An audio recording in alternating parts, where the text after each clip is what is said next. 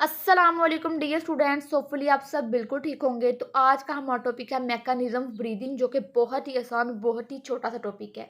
Students, breathing का मतलब होता है सांस लेना। तो आपने एक चीज़ याद रखनी है कि हमारे इन्वायरमेंट में फ्रेश हवा होती है और उस फ्रेश हवा में बहुत ज़्यादा ऑक्सीजन मौजूद होती है। जब हम ब्रीदिंग करते हैं, मतलब कि सांस लेते हैं, तो वो फ्रेश हवा ऑक्सीजन के साथ हमारे लंग्स के अंदर चली जाती है और हमारे लंग्स के अंदर पहले से ही हवा मौजूद होती है, जिसके अंदर बहुत ज़्यादा CO2 मतलब कार्बन डाइऑक्साइड होती है। तो जब हम साँस लेते हैं, तो वो हवा जिसके अंदर बहुत ज़्यादा कार्बन डाइऑक्साइड होती है, वो हमारे लंग्स से बाहर आ जाती है। तो आपने ये सिंपल सा प्रोसेस याद रखना है कि ब्रीदिंग में जो ऑक्सीजन है, वो हमारे लंग्स के अंदर जाती है और हमारे लंग्स के अंदर जो CO2 है, वो हमारे लंग्स से बाहर आ जाती है।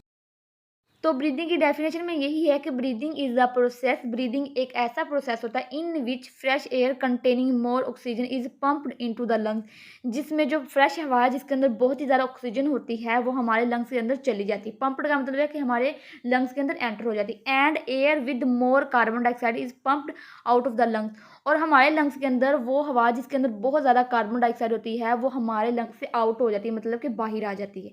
तो ये ब्रीदिंग की डेफिनेशन थी, जो कि बहुत ही VIP है।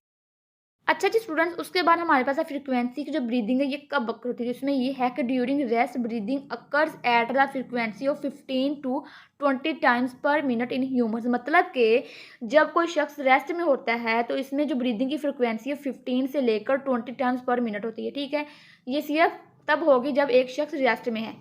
लेकिन अगर एक शख्स है जो कि एक्सरसाइज कर रहा है, तो इसके जो ब्रीदिंग की फ्रीक्वेंसी है वो ज़्यादा होगी। मतलब कि during exercise frequency will be 30 times per minute. तो जब एक शख्स है जो एक्सरसाइज कर रहा है, तो इसके अंदर जो ब्रीदिंग की फ्रीक्वेंसी है वो 30 टाइम्स पर मिनट होगी। तो स्टूडेंट्स, ये फ्रीक्वेंसी के हवाले से बहुत ही VIP MCQs है। आपसे पूछा जाता है कि रेस्ट में कितनी फ्रीक्वेंसी होती है और एक्सरसाइज में कितनी फ्रीक्वेंसी होती है।